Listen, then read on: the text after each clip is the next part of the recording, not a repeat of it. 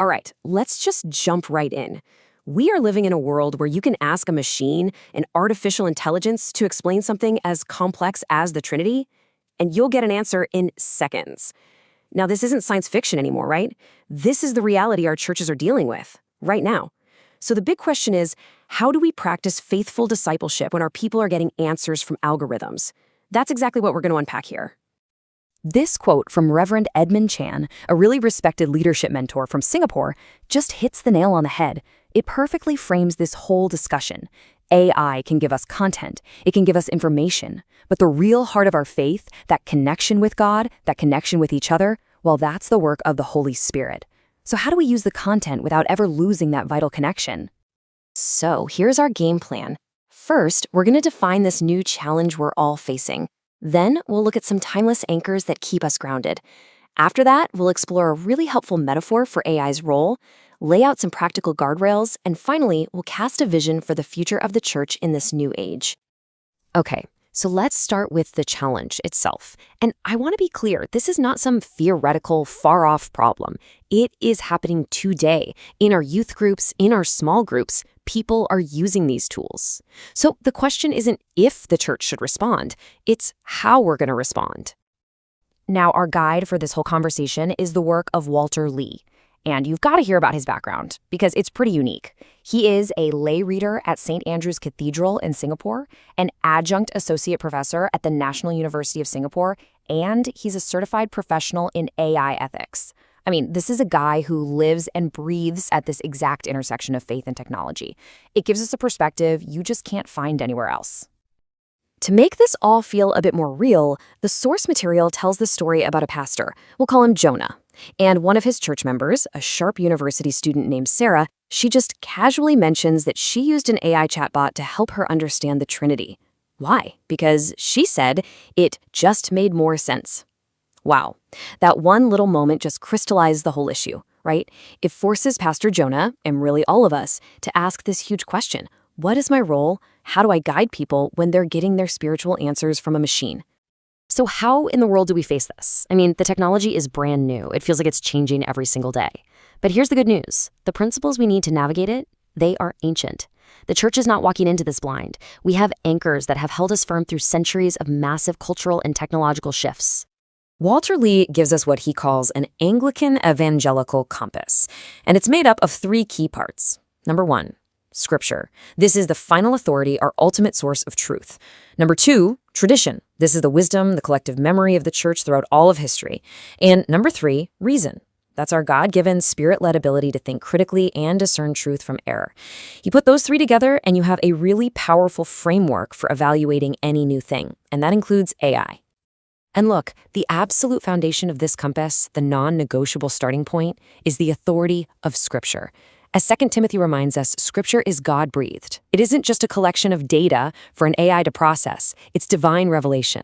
So any content that an AI spits out, no matter how helpful it might seem, it has to be held up against the unchanging Word of God, period. Okay, so with those anchors holding us steady, we can now ask the question, what is the proper role for AI in the church? And the source offers this brilliant metaphor.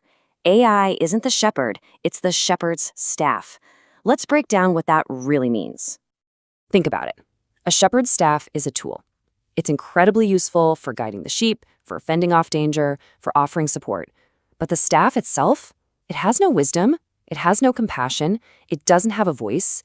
It's only effective in the hands of the shepherd.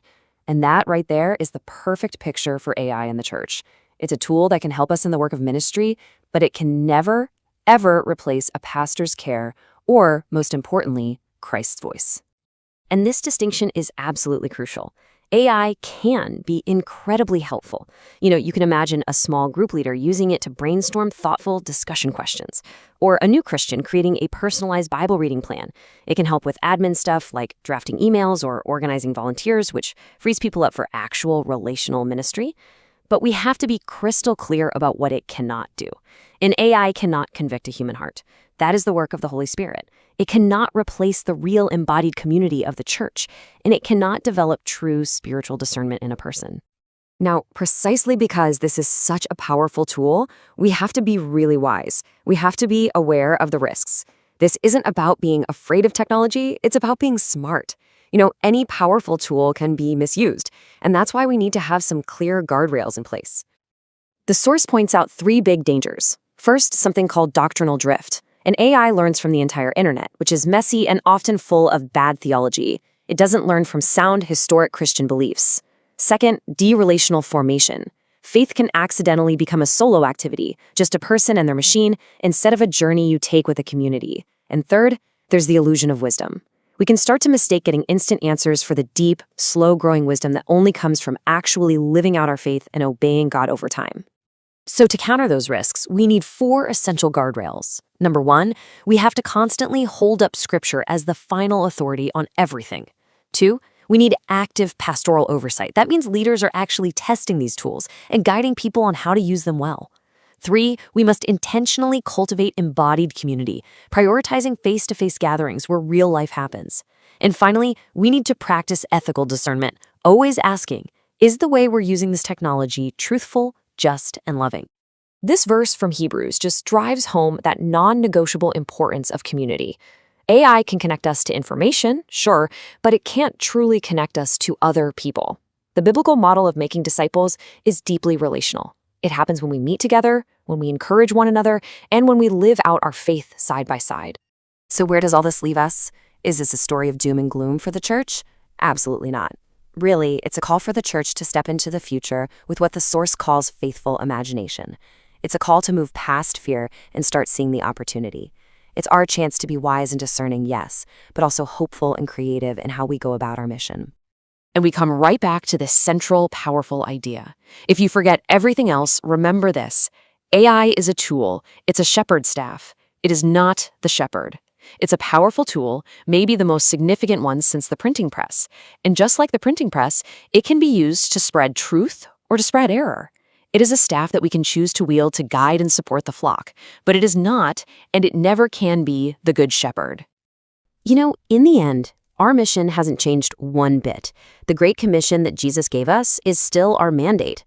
The what and the why of our calling are exactly the same as they were 2,000 years ago. It's just the how, the tools we use to fulfill that mission, that's always evolving. So we're going to end with this question, and it's not really for me to answer. It's for you to think about. For every pastor, every ministry leader, every single believer who's navigating this new world, the tools are here, the staff is in our hands. How will we, the church, use these new tools with wisdom, with faith, and with courage to continue fulfilling our ancient, unchanging mission?